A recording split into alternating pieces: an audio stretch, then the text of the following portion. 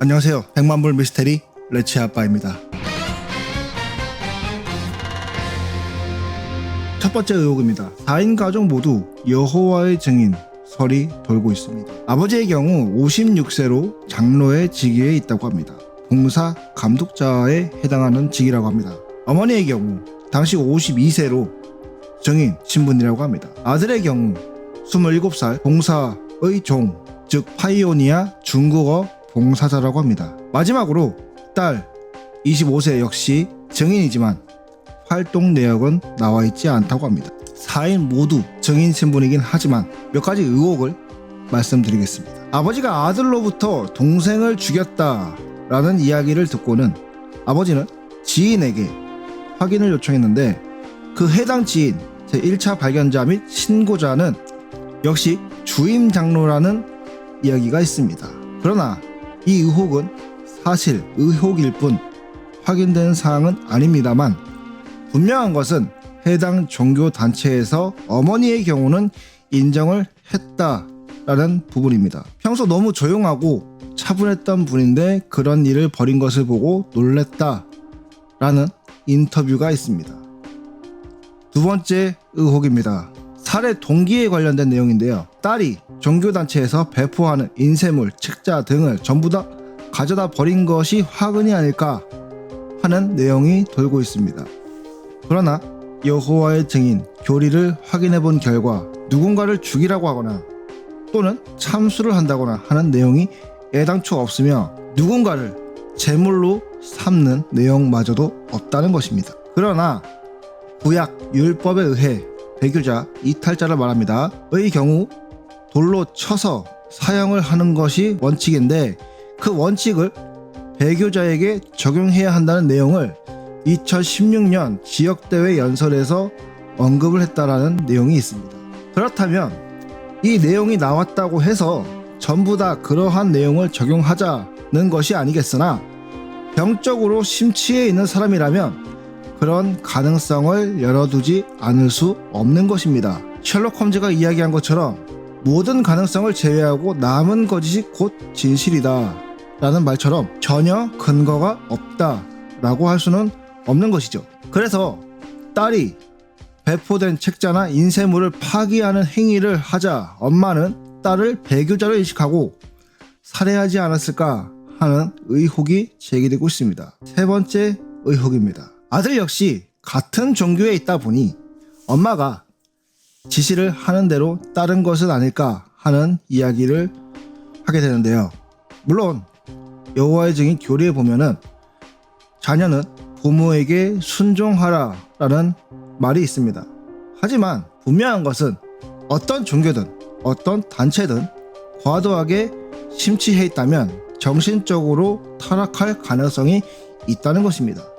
예를 들면 종교의 대표격인 사람이 성추행을 한다던가 또는 무소유가 풀소유가 된다거나 하는 내용들이 있겠죠. 저는 단지 내용이 언급돼서 이야기를 할 뿐이지 특정 종교를 비하하거나 비판할 생각은 추호도 없습니다. 어쨌든 이런 내용을 살펴보았을 때 확실한 것은 여호와의 증인이 아닐 것이다 라는 판단입니다. 그 첫 번째가 그들은 비폭력주의자입니다. 흔히 군대를 갈 수 없다 하여 수감 생활을 하는 남자들이 있는데 이들의 교리에 의해서 나는 사람을 죽이는 도구인 총을 들 수 없다 라는 것이 이들의 주장입니다. 그러나 총이 잘못된 것이 아니라 이 무기를 어떻게 사용하느냐가 중요한 것이죠. 하지만 이들은 애당초 그러한 원인을 만들지 않겠다 라는 주의인 것입니다. 왜 제가 이러한 내용을 얘기하냐면 강아지를 살해한 다음 머리와 몸통을 분리하여 머리를 솥에 삶았다라는 내용이 있기 때문입니다. 물론 이 내용을 사건편에서 언급하지는 않았지만 해당 사건을 좀 더 조사하다 보니 여러 가지 의혹과 내용들이 추가적으로 나왔는데요. 또 한 가지, 과거에는 어땠을지 모르겠으나 현재 무속인들은 생계형이 많습니다. 따라서 섣불리 머리와 몸통을 분리하라는 의식을 언급하거나 지시하거나 했다가는 나락으로 가는 길이라는 것을 본인들이 알고 있기 때문에 하지 않는 행동입니다. 그렇다면 과연 무엇일까라는 점입니다. 사건 은폐를 하고자 하는 것처럼 치밀함도 딱히 없는 것처럼 보입니다. 엄마의 경우는 아들을 가스라이팅했다 라고 표현하기도 애매하죠. 왜냐하면 딸을 살해한 직후 옷을 갈아입고 집 밖으로 도주를 했다는 것은 정신적으로 온전했다고 이야기할 수 있을 테니까요. 가족 간의 갈등이라고 하기에는 딸이 인쇄물을 버린 것 같은 종교가 아니라는 점 정도입니다. 하지만 이러한 사소한 것으로 부모가 자식의 목숨을 빼앗는 것이 정당화가 될 수 있을까요? 여러 가지 추정들이 난무하지만 가장 확실한 것은 조울증 증세입니다. 일종의 기분장애라고 표현하기도 하는 조울증은 조울증 사파를 보이는 질환이라고 합니다. 사파는 증상이 지속되는 것이 아닌 일정 기간 나타나고 호전되기를 반복하는 패턴을 의미합니다. 따라서 조울증은 기분장애의 대표적인 질환이며 조증과 우울증이 함께 나타난다는 의미에서 양극성 장애라고 말합니다. 하지만 여기서 다시 의문점은 아버지의 행동입니다. 당시 진술에 따르면 별다른 조치 없이 출근 시간이 되어 집을 나갔다고 했는데 아들의 진술은 또 다르기 때문이죠. 아들의 진술은 이렇습니다. 아버지 역시 강아지를 칼로 2회 찔렀다. 그래서 딸이 매섭게 노려보자 그대로 집을 나선 것이다 라고 말이죠. 그런데 여기서 아들의 진술이 맞다라는 것이 입증되는 부분은 경찰이 아버지를 동물보호법 위반으로 입건을 했다라는 부분입니다. 현재까지 드러난 부분에 대해서 종합적으로 판단하였을 때 엄마는 조울증으로 인한 충동적 살해라고 볼 수 있겠고 아들은 여기서 가스라이팅을 당했다라고 볼 수 있겠으나 아직 미심쩍은 부분이 있으며 아빠 역시 딸의 죽음에 대해서 비통한 심정을 나타내거나 하는 모습은 보이지 않는다고 합니다. 그래서 종교와 관련이 되어 있다라고는 하지만 어쨌든 일가족이 따로 노는 딸을 살해하게 됨으로써 알려지게 된 사건인데 정확한 것은 아무도 모릅니다. 어디까지나 다들 추측만 하고 있을 뿐이니까요.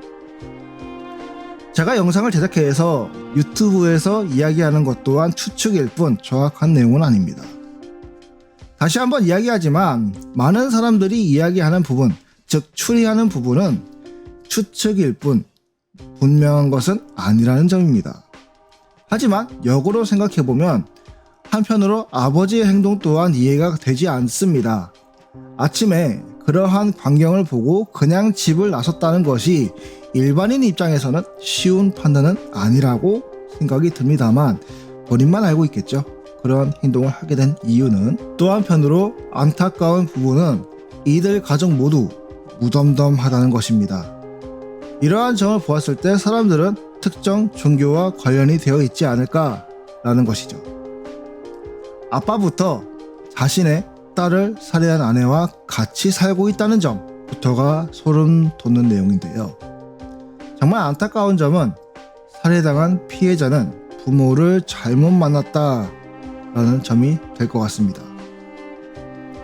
자신의 친딸을 살해하고도 멀쩡하게 같은 집, 같은 사람과 살고 있다는 것 자체가 소름이 돋는데요. 역시 현실은 사람이 가장 무섭습니다. 지금까지 100만불 미스테리 레츠 아빠였습니다. 감사합니다.